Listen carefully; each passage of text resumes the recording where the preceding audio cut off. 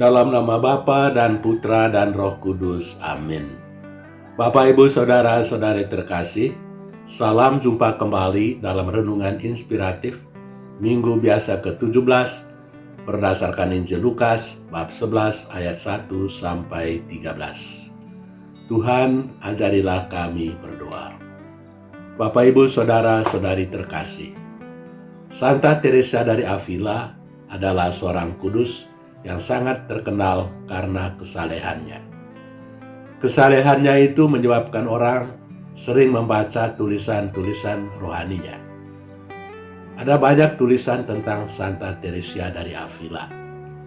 Dari begitu banyak cerita tentang dia, terdapatlah sebuah cerita humor tentang Teresa berkaitan dengan kehidupan doa.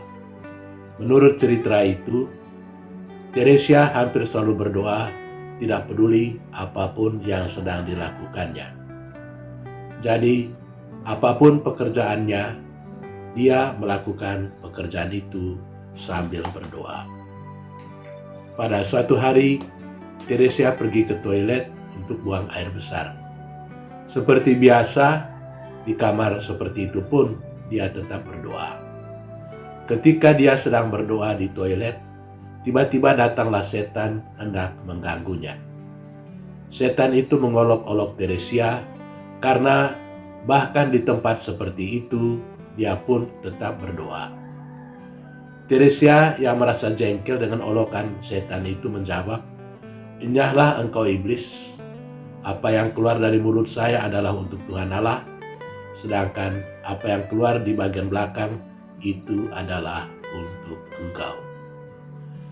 Bapak, Ibu, Saudara-saudari terkasih, mungkin cerita itu mengada-ada, tetapi pesannya jelas, yakni bagi Teresa, doa merupakan sesuatu yang tidak bisa dipisahkan dari kehidupannya.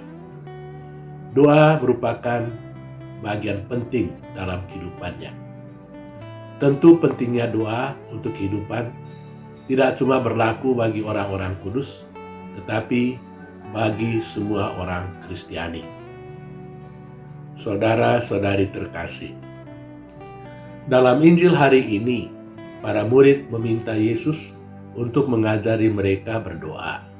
Tuhan, ajarilah kami berdoa. Injil Lukas bab 11 ayat 1. Kebanyakan kita belajar berdoa dari orang tua atau dari guru-guru.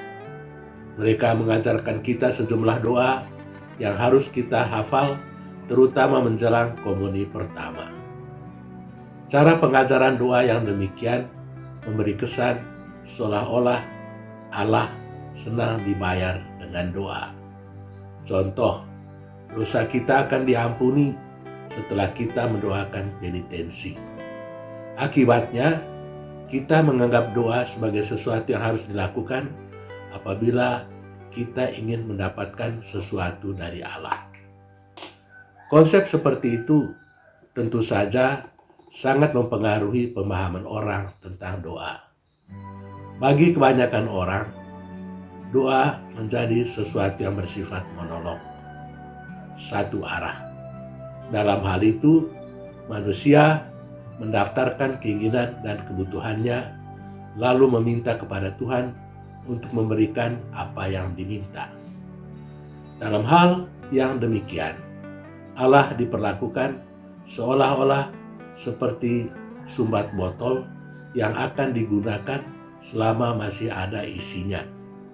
Dengan kata lain, orang baru akan berdoa kalau dia membutuhkan sesuatu dari Allah. Padahal, doa yang sesungguhnya berarti berkomunikasi dengan Allah. Komunikasi adalah suatu proses yang bersifat dua arah.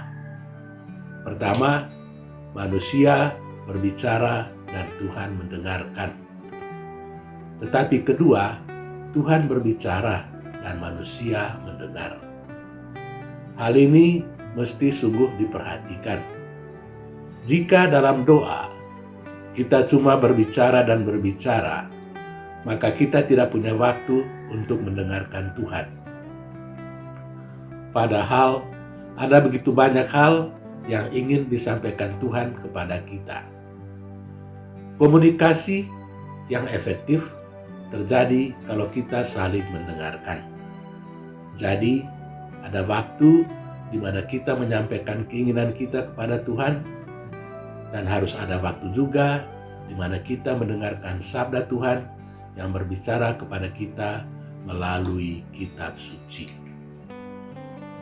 Saudara-saudari terkasih, doa adalah bagian yang tidak terpisahkan dari kehidupan kita sebagai orang-orang Kristiani. Dalam dunia yang serba canggih dewasa ini, tidak jarang orang meragukan efektivitas doa. Apa perlunya doa kalau segala sesuatu bisa diperoleh tanpa bantuan Allah? Tetapi pengalaman juga menunjukkan betapa banyak orang yang putus asa dan kehilangan makna hidupnya karena mereka tidak percaya kepada Tuhan dan tidak mempunyai kebiasaan untuk berdoa. Doa dipercayai sebagai obat yang mujarab. Namun patut dicatat bahwa keberhasilan doa-doa kita juga sangat tergantung pada kesungguhan kita untuk mengusahakan apa yang telah kita doakan. Tuhan memberkati kita. Amin. Dalam nama Bapa dan Putra dan Roh Kudus.